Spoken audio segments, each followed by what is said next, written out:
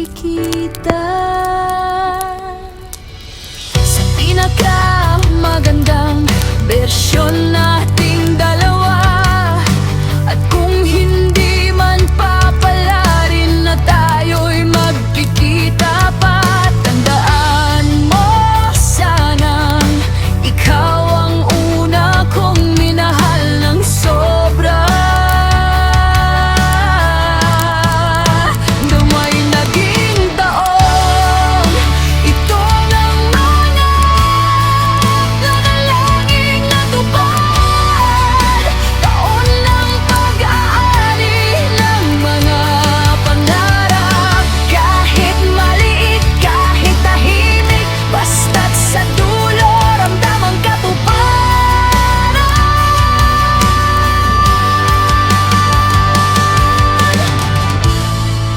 Hindi man lahat ayon sa ating nais, kundi ayon sa kung ano ang tunay na kailangan. Naway maging taon, ito ng mga panalangin natupad.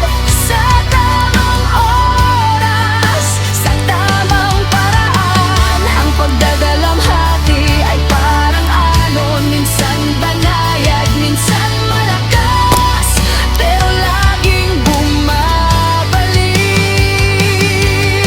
Ito yung lungkot na walang babala, at dahan-dahang nagpapabigat ng hininga.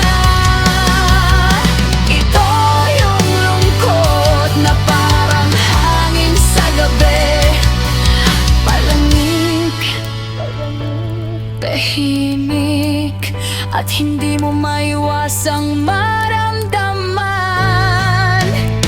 Ibinigay ko na ang lahat ng makakaya ko, ginawa ko na ang lahat ng dapat. At kung hindi pa rin yun sapat para sa'yo, dito na ako hihinto.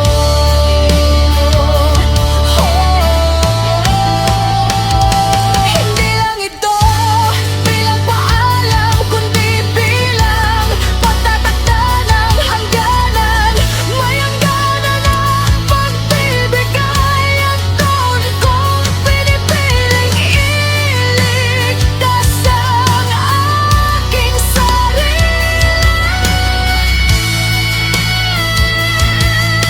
May mga pagkakataon talagang kahit anong buhos mo ng pagmamahal, mananatiling kulang. Hindi dahil kaunti ang ibinigay mo, kundi dahil di talaga iyon ang hinahanap nila.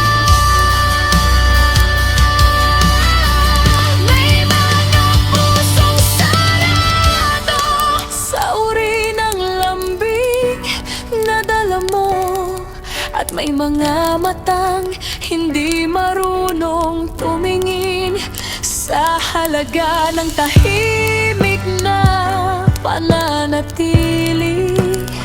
Sa huli, kailangan mo ring piliin ang sarili mo. Hindi bilang pagsuko, kundi bilang balwanawa ng pagmamahal ay hindi dapat ipinaglalaban sa mga taong hindi kayang tumanggap nito.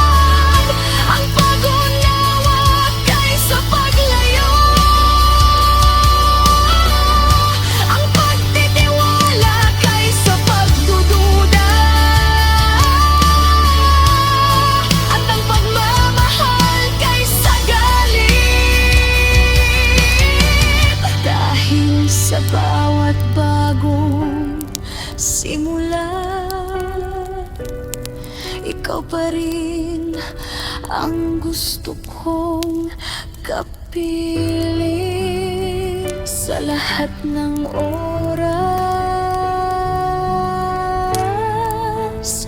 sa lahat ng pangarap.